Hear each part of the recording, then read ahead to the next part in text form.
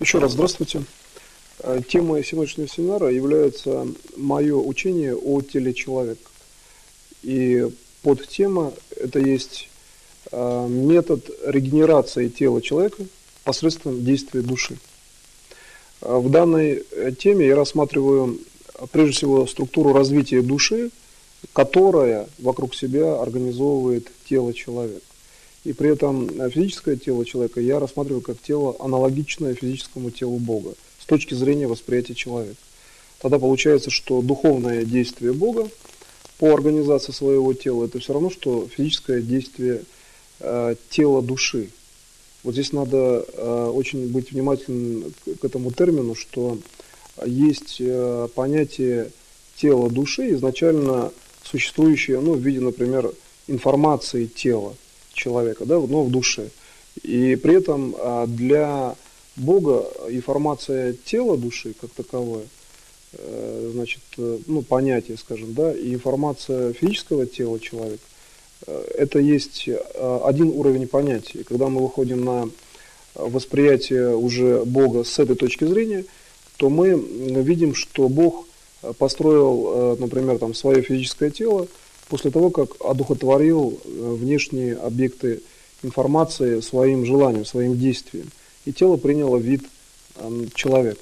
Когда мы начинаем видеть одухотворенность внешних каких-то объектов информации, внешних действий, то получается также элемент очеловечивания тела, но через познание души. То есть душа познает то, что она уже знает.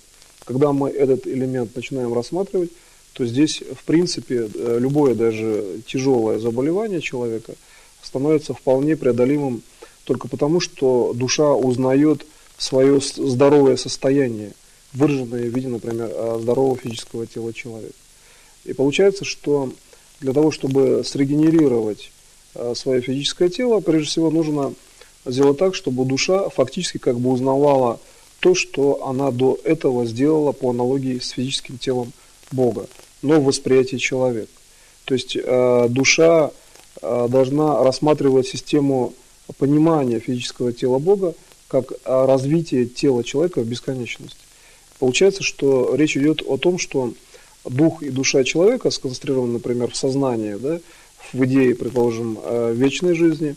Эти элементы реальности для Бога, они сконцентрированы так, что Бог видит свое здоровое физическое тело в теле человека, в виде тела человека.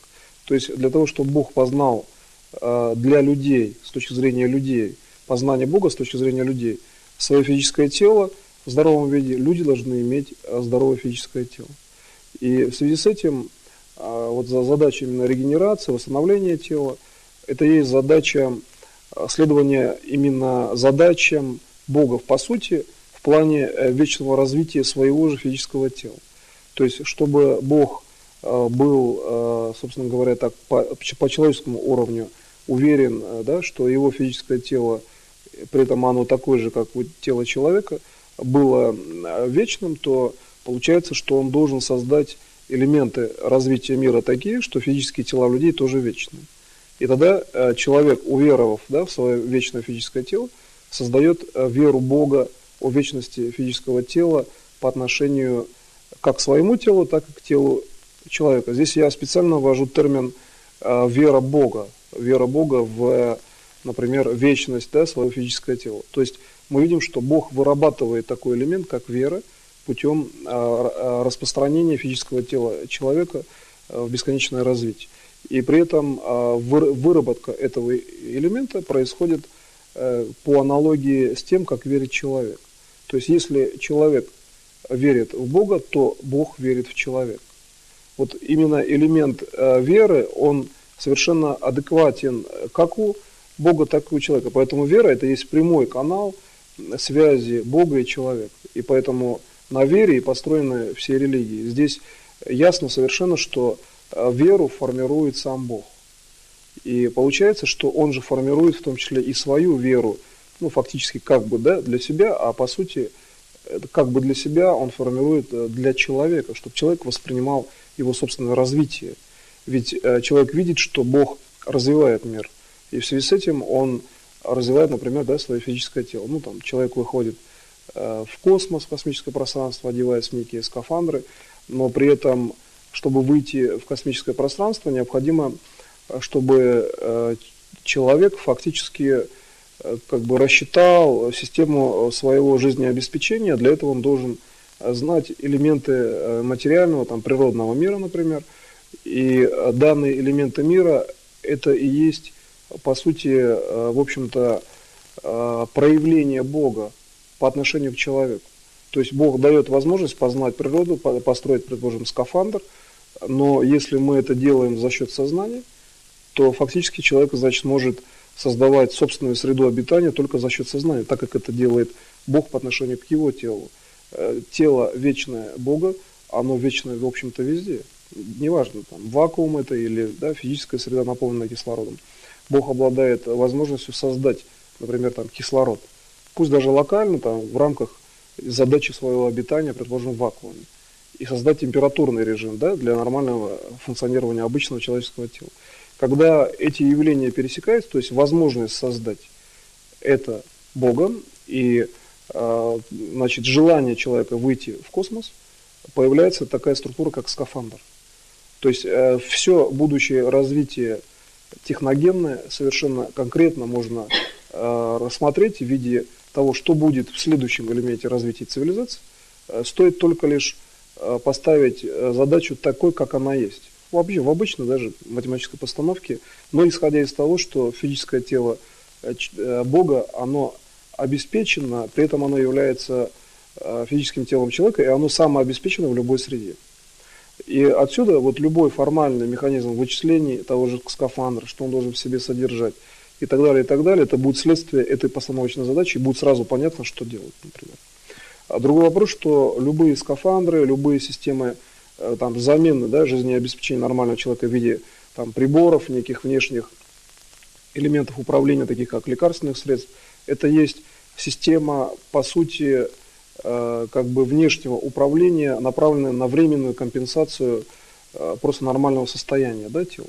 Поэтому получается, что замена, то есть выздоровление, да, отказ от этих систем управления, предположим, там, лекарственных препаратов, неких приборных систем и так далее, выражается в том, что мы должны очень четко на уровне духа соединить тело Бога, физическое тело Бога и физическое тело человека. Как только дух сделает такую работу, то физическое тело человека становится здоровым, независимо от внешних, причем обстоятельств. Это очень важный элемент управления, связанный с тем, что при этом внешние обстоятельства сформируются так, что его тело будет здоровым, при условии, что, например, другие люди могут, например, да, не зная даже таких технологий какое-то время, но как только другие люди узнают, например, все узнают, что можно самовосстанавливаться, можно регенерировать, например, там, любой орган, то физическое тело переходит на совсем другой уровень собственного развития, при этом этот уровень, он учитывает развитие всех остальных тел. То есть тело становится неподверженным влиянию, например, там, физического предмета, неподверженным старению, например, там, болезням и так далее, потому что все так устроены. Вот почему Бог стремится к тому, чтобы тело человека любого было вечным, потому что информация все так, например, мы берем, предположим, там грунт, да, планеты, или берем камни, или берем какие-то, пусть даже какие-то отдельные уровни реальности, там, деревья.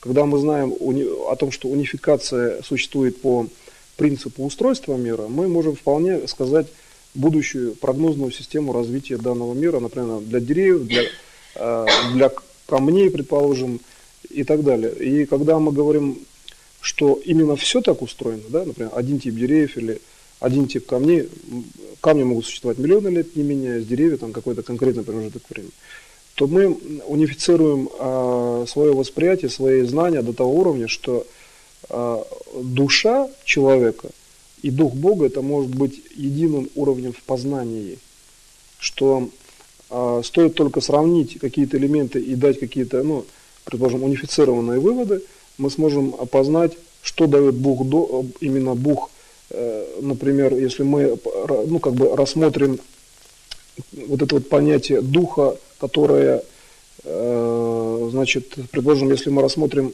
очень сложный, в общем-то, момент, да, такой, как, если рассмотрим, предположим, есть некая бухта, ну, на море, да, и здесь мы можем вполне рассмотреть уровень самовоспроизводства, предположим, речи человека от того, что он воспринимает эту бухту, внешнюю бухту там какую-то, ну, которая, например, для его внутреннего состояния является именно уровнем как бы всеобщего развития мира. То есть он выделяет бухту как какой-то конкретный предмет, например, в своем восприятии.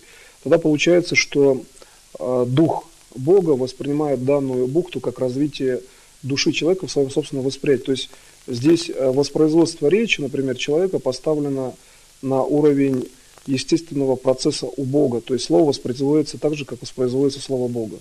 То есть здесь очень важно перейти на уровень как бы предвосхищения в речи. Вот Бог, он, например, если будет говорить, в некоторых случаях он говорит следующими словами, да, для человека. То есть они ему могут быть понятны, предположим, в каком-то следующем действии. И поэтому получается, что если мы хотим перейти на, предположим, уровень сложения речи, так как это делает Бог своим, например, да, физическим телом, то тогда мы должны рассматривать объекты и явления взаимосвязаны друг с другом. То есть я хотел здесь объяснить, что мы вполне можем сказать, что значит, дух, да, предположим, Бога, и слово бухта, где содержится, предположим, слово, ну, такое как бух, первый, мы меняем просто первую букву. Дух заменяем Д букву на букву Б. Для всеобщего восприятия Бога, где максимальное количество элементов реальности может быть как бы вмещено в один импульс восприятия, вот в общей массе информации, в общих звуковых фазах часто это примерно одни и те же фоновые понятия. Вот как Бог сделал разделение слова, как он слышит все слова, когда, предположим, есть уровень разделения, да, например, такой как там буква Б и буква Д, она достаточно близка по фонетическому звуковому именно к уровню звучания для человека. И когда мы здесь рассматриваем слово, предположим, бухта, да, визуальный образ начинает привлекать, то мы видим, что визуальный образ дает идентификацию, то есть дает как бы уточнение образа восприятия слухового. И Бог, смотрящий на бухту, он может сказать, что, например, дух и, предположим, там бухта, если мы ТА разделяем, да, и оставляем только бух, то получается, что в принципе, ну, как бы, там, предположим, в понятии бухта, если мы возьмем там камень, бросаем в эту бухту, говорим, что бух, да, упал, предположим, камень, здесь есть звуковая форма действия элементарного по отношению к данной среде. И вот когда мы начинаем дифференцировать эти все восприятия именно Бога, я сейчас хочу показать вот с точки зрения именно восприятия Бога, как выглядят звуковые формы, как это может воспринимать человек. Ведь они многообразны, и для Бога по унификации любое слово, вообще говоря, равно для него. Вот Бог все элементы реальности воспринимает как совершенно унифицированные и совершенно однозначные. Получается, что в принципе для восприятия Бога может не быть разницы в словах. То есть можно говорить любые, да, например, слова, но при этом Бог воспринимает их так, что Он их строит. То есть Он одновременно и строит, и воспринимает как разные слова. Получается, что при построении организма, вот, чтобы срегенерировать организм, при условии, что нужно, например, там, вырастить, если орган, да, или просто срегенерировать клетку, нужно сделать так, чтобы различные, как бы, в фонетическом звучании, различные функциональных системах явления и понятия были однотипны по отношению к единой по логике вечности Бога. И получается, что вот это вот сложное понятие, вот возможность заменить транскрипцию звучания слова дух, да, например, человек хочет сказать некое слово, но меняет, может его заменить другим, но при этом выражен первичный духовный смысл его речи. Например, он хочет сказать о духе, но говорить может о бухте, при этом подразумевая какие-то внутренние воспоминания, как бы реакция духа на состояние этой бухты, на некую природу. И когда мы начинаем входить вот в глубину этих понятий, мы видим, что здесь строится физическое тело человека, там, где нет разницы в словах. То есть мы приходим к тому, что отсутствие разницы в словах это и есть построение изначального слова «человек», да, для Бога, который слышно и Богу, и человеку одинаково. Вот если мы хотим понять, как слышит Бог, например, и как, предположим, Он, например, ну, там, трансформирует звук через свое там, физическое ухо, скажем, да, то получается, что мы должны сформулировать слово «человек» и получить одно и то же отображенное звучание. И откуда звучит обратная волна слова «человек», там и есть Бог. То есть конкретно можно найти место расположения Бога по слову «человек». Но когда мы говорим «человек», мы видим другого человека, воспринимаем, вообще говоря, человека, то есть создание Божие, это уже следственный уровень. И получается, что первичное слово, оно не содержит никаких других слов, кроме этого. То есть любые другие слова на фоне этого слова имеют как бы одномерное звучание. То есть можно говорить разные слова, но слышно слово «человек». И здесь существует другой принцип управления по регенерации тела, связанный с тем, что душа Бога воспринимает совершенно конкретно разницу не только в словах и вибрациях, да, а одно и то же смысловое значение, предположим, например, есть слова, да, естественно, обозначающие часто то, что даже когда они разные в смысловом значении, на духовном уровне мы можем их воспринимать как слова, которые как бы по времени, в общем-то, отдалены в реализации. То есть мы можем говорить о словах, что слово есть действие, и слово есть, предположим, содержание действия, или слово есть там вторичный смысл и так далее. И тогда, если мы имеем ну, как бы равные по структуре слова для воспроизводства в будущем времени, то для того, чтобы воспроизвести физическим телом, да, например, какую-то речь, мы вполне можем исходить из того, что душа Бога знает совершенно индивидуально, знает каждое слово по его принципиальному, глубокому, как бы смысловому значению.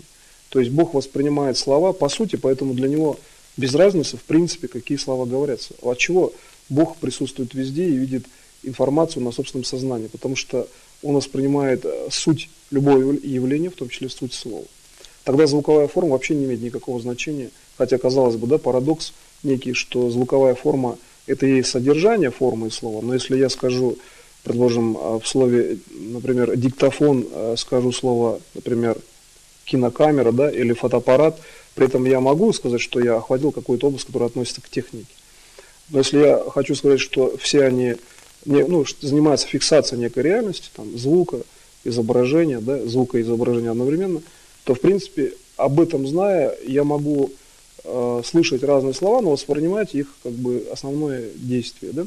Также Бог воспринимает некую квинтэссенцию в том, что человек хочет сказать ему в каждом слове и в каждом действии. То есть каждый человек для Бога, он близок, он здесь. И когда происходит так, то человек может осознать свое место конкретно возле Бога и стать совершенно здоровым практически за один миг, в том случае, если он найдет терминологию, найдет метод, найдет внутренний путь свой, да, путь своего развития, когда слова уже не имеют значения. Он может говорить разными словами одно и то же, или говорить о чем-то как бы одними предложениями, но при этом выражать, в общем-то, некое следующее духовное действие.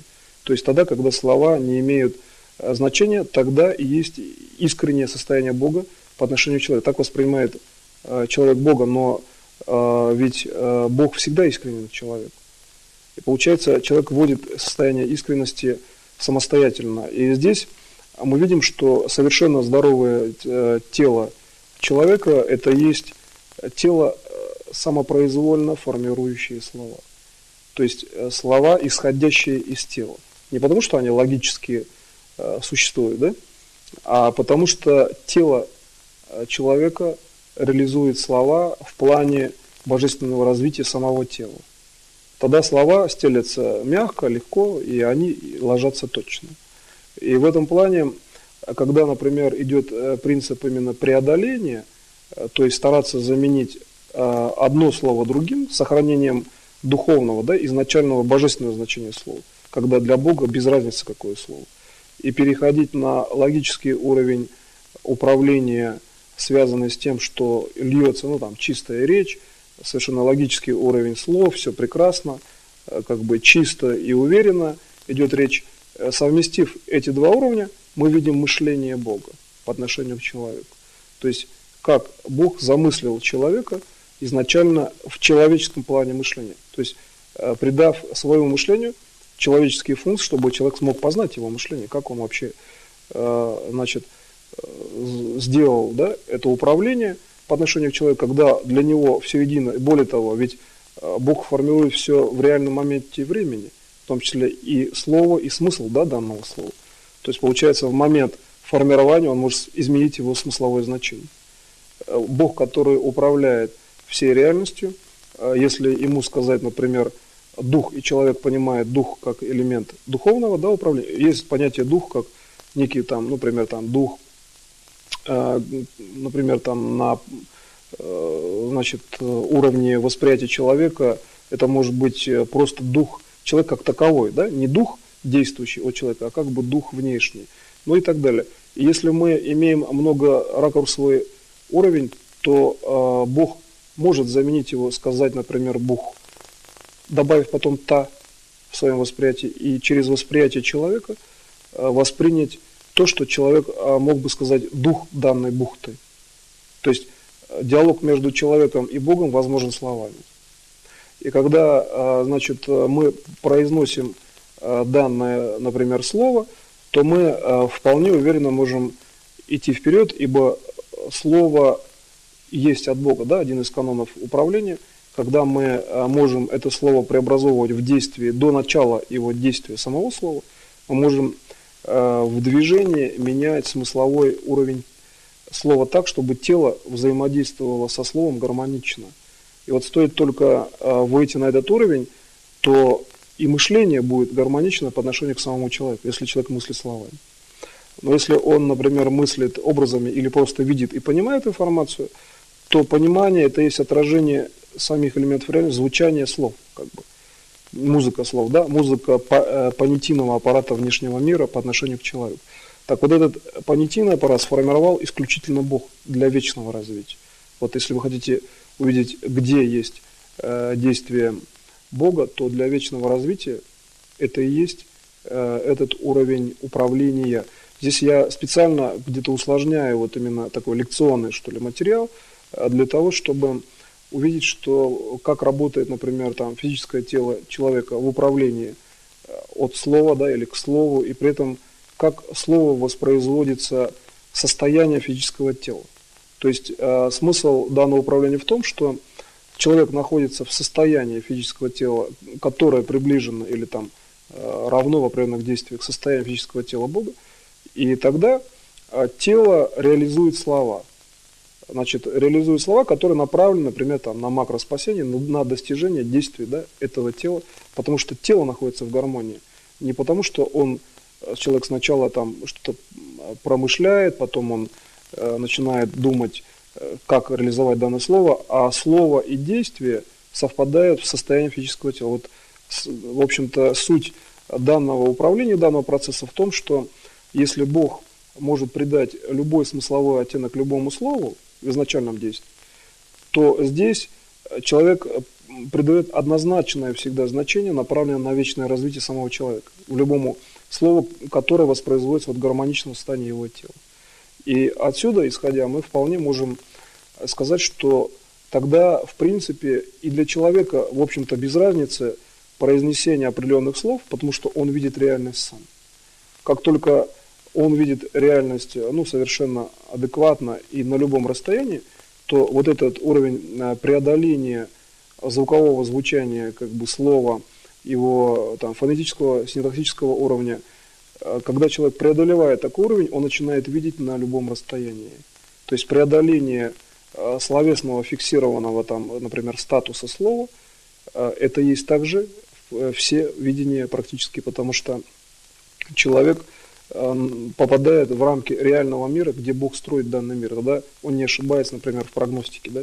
Тогда он может вполне делать совершенно точные управляющие системы для своего развития, да, он видит свое тело совершенно здоровым и как к этому прийти, и данное движение в общем-то, таково, что человек становится, по сути, как соучастником действия Бога в организации мира в полноте его, в том числе и в словах, а слово – это влияние наследственной системы мира в том числе.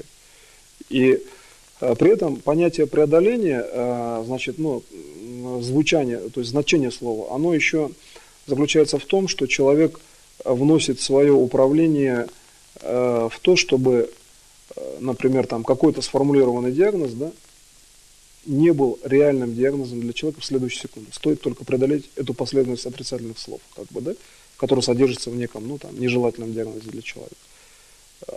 И перевести для себя эту структуру в здоровье, тогда получается, внешние слова, в принципе, тогда вообще никакого значения не имеют, если они не удовлетворяют статусу здоровья человека. Это один из методов управления, когда вы можете вообще менять, значит, содержание слова на противоположное. Ведь в данном случае я сказал о том, что, предположим, если мы смотрим дух слова, то слово, в общем-то, фонетически по звучанию похожее слово «бухта» можно разделить как бы на две части, и прибавлением «та» в конце мы через восприятие вполне можем ощутить некое духовное действие, да, данной бухты по, возможно, воспоминанию человека, который там был раньше, да, некое духовное восприятие, это и есть соотношение с мышлением Бога, многосложное понятие. То, переведя вот постепенно эту технику на уровень, значит, противодействия фактически отрицательному, да, словесному уровню, некому диагнозу, можно получать здоровье даже не потому, что речь идет о противодействии, а потому что вас касаются только те слова, которые гармоничны по отношению к вам. И как вы видите, уровень именно роста физического тела здорового от души человека я перевел к системе, в данном случае, преобразования слова, где есть, значит, начал с того, что фонетические системы звучания могут быть безразличны. То есть можно иметь одно в виду, а в принципе делать управление более широкое. Но слово – это есть некий рамочный принцип, да, что внутри этого слова есть некий смысловой параметр, который для Бога, в принципе, он безразличен. Бог в своем действии может смысловой параметр сразу изменить для всех людей. И в связи с этим мы вполне можем здесь сказать, что для человека вот это понятие смены – это есть нормальное здоровье по отношению к вечному развитию. И при этом человек развивается от своей души так же, что Бог создает структуру веры для человека. В качестве данной структуры он делает именно те действия, которые человека убеждают в бесконечности, например, там мира сначала, да, создаются большие элементы какие-то внешнего развития, космос, макрокосмос, он бесконечен. И вот эта бесконечность может вполне переводиться в структуру бесконечности каждого элемента тела. То есть в мышлении человека, где нет, например, словесного уровня, а есть только, предположим, визуальный уровень и уровень управления, идущий, скажем так, от, например, внешней среды информативной, не обязательно только зрительной или звуковой, то по аналогии с тем, как Бог видит каждый элемент реальности, человек может видеть также каждый элемент, если он видит элемент в проекции на универсальное слово. И вот когда мы, например, ставим вопрос, а что за это такое универсальное слово, то вообще говоря, это может быть звук, это может быть форма, то есть слово переходит в конкретный элемент реальности восприятия человека. И вполне можно, аппроксимировать восприятие, сделав некую проекцию на, скажем, плоскость, да, куда приходят все сигналы внешней реальности, и сказать, что с данной плоскости для себя, сказать так, установить такую позицию управления, идет, например, сигнальный уровень, и он уже такой, что сюда предварительно вошли все сигналы, плоскость как-то обработала эти сигналы, можно ввести параметры этой плоскости. И эти сигналы приходят к вам уже, в общем-то, в том виде, в котором они наиболее оптимальны для ваших событий, событий всего мира. То есть вы фактически делаете некую шлюзовую фильтрационную систему, которая является управляющей по отношению ко всем внешним сигналам. То есть вы можете преобразовывать все слова, назначив некие параметры, в общем-то, промежуточного действия, да, когда некая уже фиксированная система меняет внешние параметры. Но тогда получается, что вы становитесь видными со стороны, предположим, таких же управленцев. То есть пространство управления начинает уплотняться, если все начинают такие действия. Поэтому Бог, Он часто, например, да, не видим людьми, потому что Он вносит смысл преобразования в любое действие в плане именно вечного развития людей. А вечное развитие – это бесконечное пространство и бесконечное время. Поэтому вот такие системы, ну, как бы, которые я сейчас описал в виде шлюзовых уплотнений, преобразующих информации, это есть душа, которая выращивает физическое тело человека. То есть рост физического тела человека в пространстве и во времени, по аналогии с тем же деревом, но, например, значит, если, например, просто классифицировать рост дерева или там какой-то породы деревьев, просто растительности какого-то вида, да, как некий закон, например, природы, то для человека как такового такого закона в принципе, вообще говоря, нет, по сути. По образу и подобию Божьему человек может менять структуру своего развития, ну, при этом, например, сохраняя, значит, схожую там среду обитания, чтобы другие люди, которые не умеют, например, там, создавать кислород в вакууме, они должны этому научиться. Как только они научились, человек, в принципе, тогда может преодолевать любое пространство, любое время, но для того, чтобы он преодолевал точно, все внешние параметры информации должны быть универсальными. Он должен точно знать, что он попадет там, в какую-то, например, там, галактику, или создаст устройство, которое точно там, перевезет его, да, в какое-то место. Получается, что по аналогии с тем, как это делает Бог, здесь физическое здоровье человека, его здоровое физическое тело, это есть бесконечность доступа как в пространстве, так и по времени. То есть истинное, реальное здоровье с точки зрения Бога, это есть доступ. А пока человек там не может перемещаться, да, например, путем, предположим, там, телепортации или другим путем, именно зависящим от сознания, а не от какой-то технической системы, ну не все, по крайней мере, да, могут это делать, то здесь остается элемент доступа как элемент получения знаний. А знания должны быть позитивные для тела человека, для его души. И вот внутренний, практически как бы в теле человека рост души, и там получается так, что душа как бы вырастает в тело человека. Та часть души, которая определена Богом в его сознании, она фактически как бы вырастает в тело человека. И здесь появляется вера человека в Бога. Вот именно этот процесс, он такой, что вера в Бога – это есть, по сути, действие человека по отношению к Богу и понимание того, как его вообще физическое тело создано. И с этой точки зрения мы видим, что все, например, процессы реальности, чтобы мы имели ну, положительный, как бы хороший, да, в прогностике для тела человека уровень развития его физического тела, нам нужно сделать так, чтобы все будущее было конкретно и строго определено, и при этом те понятия, которые имеют, ну, предположим, однотипную фонетическую природу, они бы приводились человеком к понятию, которое нужно человеку. Если они имеют разнотипные системы, предположим, там отрицательно не нужен человеку диагноз, да, то он должен быть преодолен другим статусом человека, статусом внесловесного типа. А значит, это статус приближенный к статусу Бога. И когда вы, например, выходите в эту структуру, то фактически можно сказать, что тогда тело человека будет совершенно здоровым при любом сочетании, например, слов, информации. То есть для человека не имеет значения, какие промежуточные системы словесные или информативные, событийные, при этом возле человека присутствуют. И когда вы, например, видите при этом, например, другого человека, то он совершенно конкретно вас понимает уже без слов. Сейчас я говорю о принципе телепатии. То есть человек, который смотрит на вас и понимает, что вы думаете, что вы хотите и о чем вы думаете, в плане, например, вечного развития, то есть те мысли, которые вы хотите ему передать. Не все как бы подряд все-таки, а именно которые хотите, то здесь получается, что, например, для тех же элементов там, воскрешения людей или излечения от тяжелых болезней существует очень простой принцип аккумуляции знаний, нужных для того, чтобы, например, там, воскресить всех сразу. И поэтому вот по данному разделу учения моего о теле человека, где я показываю, что тело растет практически в действии души или от действия души, в принципе, рост души – это и есть тело человека для восприятия Бога, причем в бесконечности.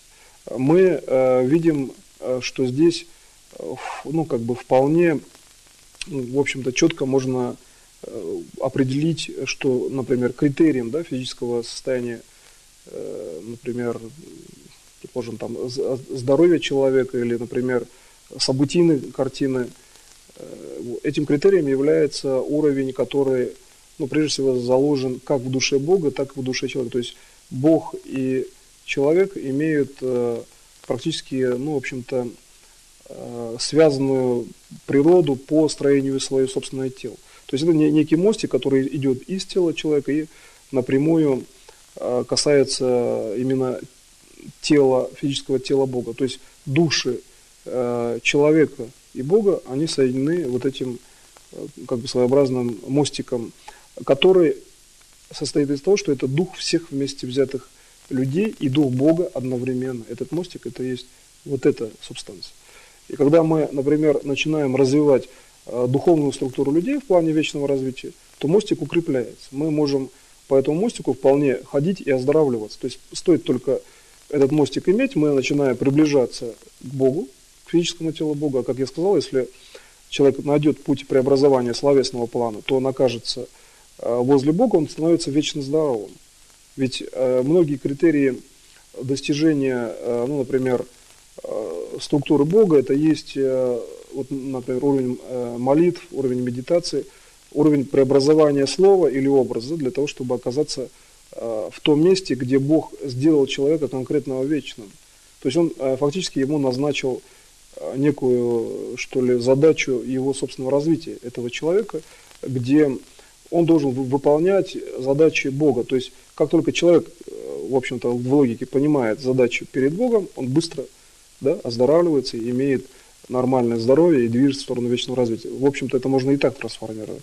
Но в данном случае я показал, то, что сейчас я показывал, это есть информация, растущая, идущая от тела человека и создающаяся телом человека. То есть можно создавать информацию, логикой, можно с точки зрения объектом управления взять логику, цель, задачу, а можно взять опорную систему на теле человека и, создавая информацию, показывать, как при этом тело, например, функционирует или должно функционировать по отношению к телу Бога, по отношению к самому себе. Когда мы эту информацию начинаем видеть на любом расстоянии, видеть в других людях, то получается, что мы имеем дело с достаточно компактной, вообще говоря, информацией. То есть вот тело человека – это конкретное, в общем-то, локальное место во времени и в пространстве, и информация о теле человека, она достаточно компактная. Поэтому вот мое учение именно по физическому телу человека, я рассматриваю принцип передачи информации именно в обучающем плане такой, что человек выходит над структурой того управляющего слова, которое, например, вредно для человека, и исходя из того, что он вышел, он переходит на уровень просто телепатии, то есть свечения тела, как вот у святых светится, это и есть информация. И это свечение дает знания всем окружающим людям. Более того, это свечение даже может оздоравливать, если другой человек соглашается. И когда начинается вот это, своеобразное, в общем-то, всеобщее свечение, то тело человека начинает реагировать на информацию так, что любое слово становится ему приемлемым, и слово начинает воспроизводиться и Богом одновременно. То есть это не задача только тела человека, и не задача даже его, например, гармоничного состояния, которое, например, воспроизводит те слова, которые сейчас нужны. А это одновременно и действие Бога в одном слове. Как только он приходит на такой уровень человека, он видит, что дух Бога и дух человека, они едины по отношению и к собственным телам, и по отношению к собственным душам, по сути. Бог, когда я говорил вот это вот слово «бухта», я имел в виду, что есть и восприятие бухты, а есть, например, и то, что непосредственно, предположим, сама бухта, она уже в этот момент создается Богом, в момент восприятия. И тогда человек начинает, предположим, видеть, что есть духовное действие в создании данной бухты, а что есть, предположим, действие, идущее от физического уровня, от физического состояния, например. Но для Бога и духовное действие физического тела, вообще говоря, это одно и то же. Бог, он всепроявлен. И как только мы приходим к такому пониманию, то здесь физическое тело действительно становится вечным и обладающим свойством трансформировать любую информацию в правильную, да, для него, для физического тела. Таким образом, что человек тогда уже по аналогии с Богом может сказать, что там слово «бухта» для него несет всю информацию данного слова, и физическую, и как повлиять на эту, да, например, физическую реальность, и все, что с этим связано, и одновременно он может сказать, что это есть дух Бога. Для духа Бога практически то же самое для его, например, физического присутствия в этом месте, да, на самой бухте, в виде физического тела. Значит, для восприятия Бога с точки зрения человека это все, вообще говоря, едино.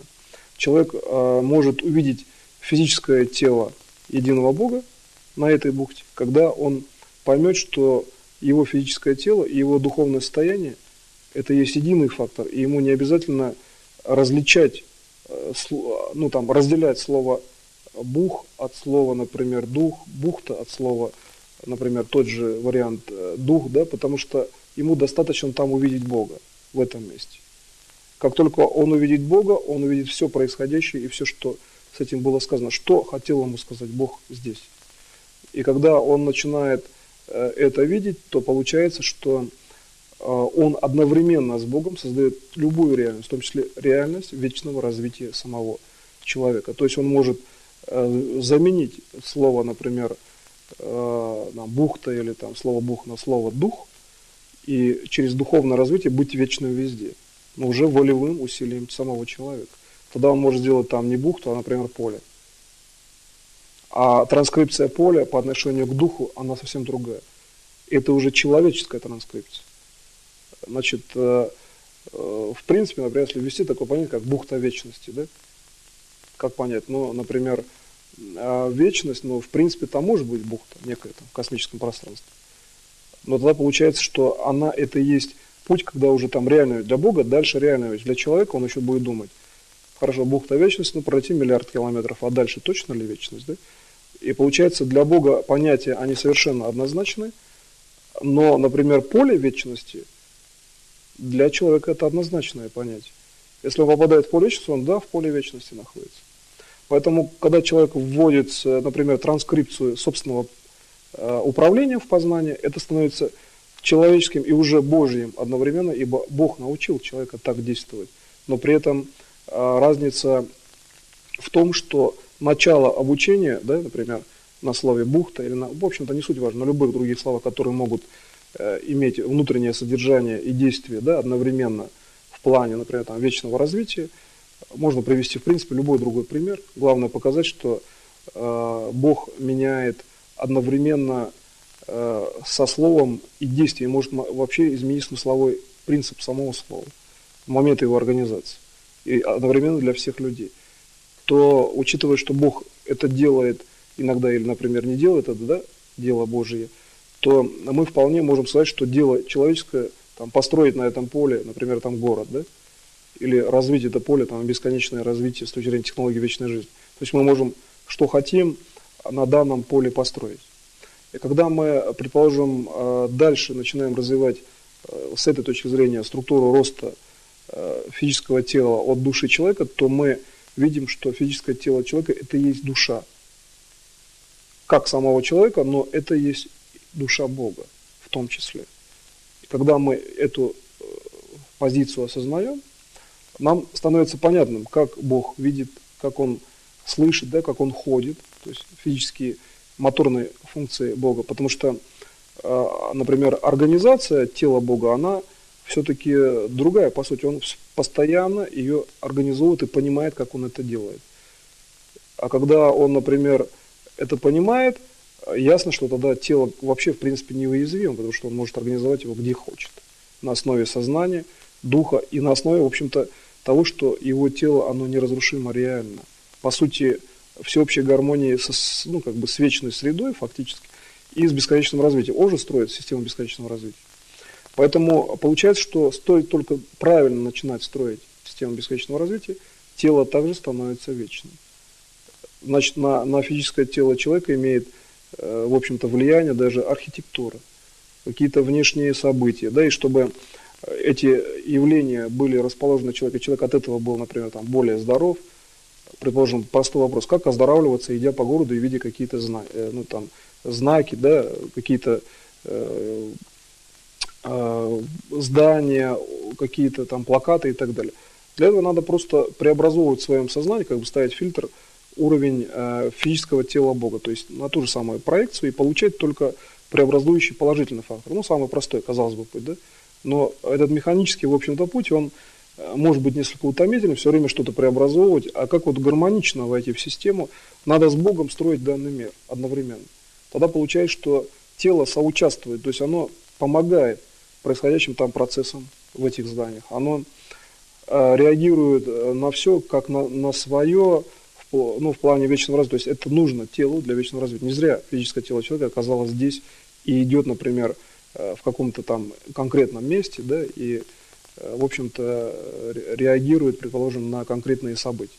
Поэтому здесь важно очень увидеть, что физическое тело человека – это есть действия, идущие как от Бога, так и человека одновременно, когда человек соучаствует от своего физического тела в действии, ну, то есть дистанционное действие тела фактически. Это новый, в общем-то, параметр в управлении, когда само тело действует дистанционно, потому что оно одухотворено. То есть оно правильно понимает и одухотворено, человек сознанием понимает, что одухотворение – это и есть Божье одухотворение. То есть не уровень, например, просто как бы своего собственного, да, одухотворения, что человек считает, что вот он одухотворен, предположим, и при этом, как он одухотворен, это может быть с точки зрения там, решаемых задач, да, и так далее. Понятно, что он одухотворен изначально тем, что Бог направил его. Если он правильно это выполняет, то он здоров, он одухотворен пониманием правильности происходящего и так далее. Но в данном случае я говорю о другом. Одухотворение в том, что Бог реально здесь присутствует. То есть видение своего одухотворения от Бога изначального, как Бог в принципе создал тело, духом своим в том числе. Когда человек начинает это понимать, он видит, что мы имеем дело, прежде всего, ну, именно вот люди, да, через людское восприятие, с тем, что воспринимают другие люди. То есть мы общаемся и там творим, делаем какие-то дела в том аспекте и в том случае, когда мы, в общем-то, можем как бы все процессы реальности перевести в структуру, может быть, коллективного, да, в том числе восприятия. И поэтому Бог дает, вообще говоря, всем равные знания, выраженные совершенно универсально в том случае, когда у всех одинаковые тела, у людей, например. И получается, что одинаковые тела – это один и тот же уровень неспосланных Богом знаний. И стоит только, ну, даже вот если в этой технологии один человек научится технологиям вечного развития, и они будут, например, таковы, пусть даже там на мгновение, там, на вечное количество лет он сможет передать этот единственный, да, импульс, может быть, там или длительным лекционным курсом, или одним только свечением, разовым, там, да, миллисекундным, там, пикосекундным, не суть важно, мгновенным, или просто свечением души, то тогда все люди будут реально вечны, потому что этого достиг один хотя бы. Но дело в том, что с точки зрения задач Бога и другие элементы реальности, например, там, животные, кошки, собаки, вот, которые возле человека, отдаленные, там, дикие животные, растения, они тоже должны быть вечными. И получается, что уровень распространения свечения от тела человека, да, он должен быть бесконечным, вообще говоря, для всех элементов реальности. И вот как только человек входит в это состояние, что его свет – это свет бесконечности для всех элементов, он тогда становится в определенном смысле уже абсолютно здоровым. То есть для него тогда любой внешний объект – это тот уровень, куда он передает знания вечного развития. И он практически обожествляется по аналогии, в общем-то, с Богом, как Бог делает вечное для людей. Но так как Бог делает вечное и для других элементов реальности, он и здесь может еще научиться в этом действии. Поэтому в данном уровне управления, о котором сейчас я сказал, именно о уровне, значит, физического тела человека, здесь можно вполне рассмотреть такой процесс, что желательно в этой технологии как можно значит, ближе держать в восприятии физическое тело Бога, стараться работать больше из гармонии тела, даже слова воспроизводить из гармонии тела, часто делая управление от тела, а не от звуковых систем, как бы, да, каких-то слов даже.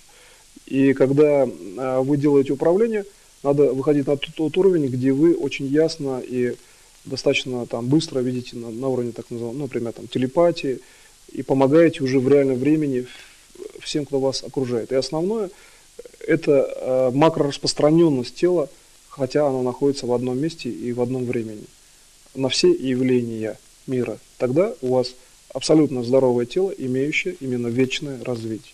В качестве практики, ну, как бы, в общем, даже, может быть, практического уровня восприятия, что ли, собственного развития восприятия, необходимо как можно больше делать с тем, чтобы как бы вот работать со звуками и словами.